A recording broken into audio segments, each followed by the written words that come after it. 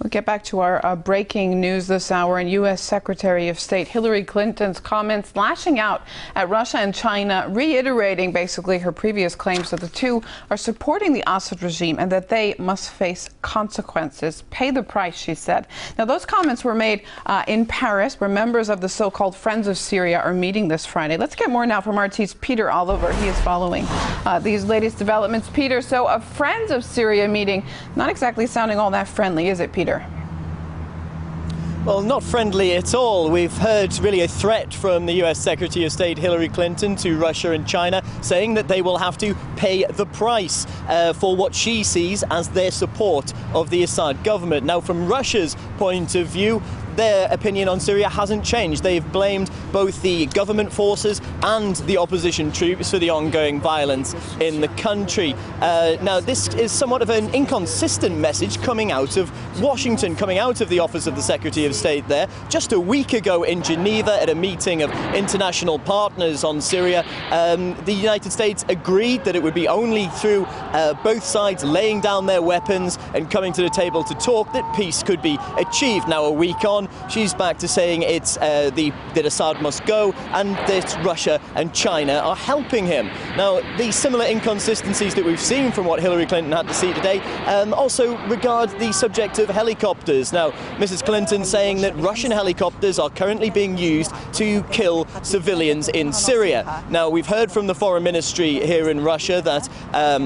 there is a shipment of helicopter parts, disassembled helicopters, on their way from Russia to Syria. However, it would take more than a month to reassemble those aircraft once they arrive on Syrian soil. So they can't be being used at the moment for what Mrs. Clinton says is the use of Russian technology to kill civilians. So an inconsistent approach and a threat coming from the US Secretary of State. All right, we, of course, will continue to keep track of whether we have any kind of Russian reaction to those words that Russia and China will have to pay for so-called their support of President Assad. Peter Oliver, live for us with those developments. Thanks for that.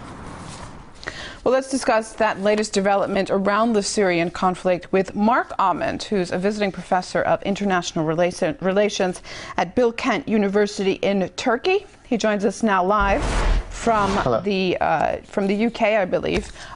Professor Ahmed, thanks again for once again being with us. What do you make of Clinton's latest statement? Russia and China will have to pay. Just a week ago in Geneva, Moscow and Washington seemed to find common ground, it looked like, on the Syrian conflict, that they would try to pursue a method of both sides having to answer. Yeah, well, I think this is part of the problem, is that the United States has its own solution and is not prepared to see any compromise or any input from other important countries. So if you remember, after the Geneva meeting, Mrs. Clinton's aid claimed rather than a process of change. So Russia had made some concessions, it hadn't gone far enough. And I think the rhetoric of Mrs. Clinton recalls that of the Bush era. There's a great deal of continuity in international policy between George Bush and Barack Obama's administrations. After all, when France, Russia and China opposed the invasion of Iraq in 2003, Condoleezza Rice threatened President Chirac by name that he would pay a price. And think of the destruction of his reputation and his fall from public esteem afterwards, and indeed even the criminal charges brought against him in France. And I think the problem now is that Mrs. Clinton is, in a sense, personalizing this. She is saying that there can't be any dissent. On the one hand, the United States is promoting democracy, and one presumes pluralism, but on the other hand, only her particular line is acceptable. And unless you fall into line, you are declared to be an enemy. And this is a very dangerous situation, because she's converting a regional problem, the crisis in Syria and in its neighbors, into potentially a global problem if you say that countries like Russia and China, by extension India, South Africa and Brazil, other important countries that don't agree with every dot of the line of Mrs. Clinton, are to be considered supporters of tyranny and enemies of the good. This is really creating a much more dangerous global atmosphere. I think we can agree, and many would agree, strong words, really. What kind of price could Secretary Clinton been talking about? I mean, are we going to see any concrete action? Well, we don't know. I mean, there are ranges of actions the United States and its allies can take economically, although of course they're heavily dependent particularly on Chinese finance in the United States, and the European allies in the United States are heavily dependent upon Russian oil and gas. We already have sanctions on Iran. Do we really want to create further economic problems by pursuing that kind of line? Maybe there are informal methods. Of course, today in the Russian Duma there are discussions about a law requiring foreign-funded NGOs in Russia to register their support and their cash coming from abroad. And in other countries in the former Soviet bloc, US cash and cash from the European Union countries has helped to bring about regime change. So there is, if you like, the implied threat that perhaps the Russian government, the Chinese government, other governments of the United States doesn't regard really as democratic, or not necessarily even universally regarded as democratic as China is not, could well face these kinds of subversive approaches. So there is a risk out of all this. And as I say, the fact is maybe Mrs. Clinton is simply speaking out of frustration at the fact that her policy has not yet achieved its goal of overthrowing Assad. But the likelihood must be that in Moscow and Beijing and other countries where the US policy isn't supported, that governments may feel threatened, that they may feel their security in some sense is threatened by this kind of rhetoric.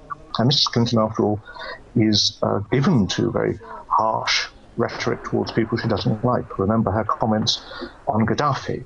We came, we saw, he died. That was broadcast on American television. Falling out with Mrs. Clinton can prove fatal. Just briefly, Professor Ahmed, we talked about Geneva ending in a support of both sides having to answer for the conflict, but also the first step, Kofi Annan's also a push for both the government and rebels to be blamed for the violence. Are we back to step one here with these comments coming out of this Friends of Syria meeting? I think, unfortunately, we seem to go round in a circle, yes. There is violence from both sides because this is a fight for power. And people, once they've started killing, either to keep power or to gain it, are hardly likely to step back. And the question now is, are the allegations against Russia supposedly supplying weapons to Assad really a smokescreen for what the West may be doing on behalf of radical groups, if you like, repeating the Afghan experiment of the 1980s now in Syria? And I wonder whether we may not find that 20 years down the line we won't be terribly happy about the consequences, even if the regime in Syria, as in Afghanistan, has faults, many faults. Professor Mark Ahmed of International Relations at Bilkent University in Turkey, speaking to us from Oxford. Thanks for that. Thank you.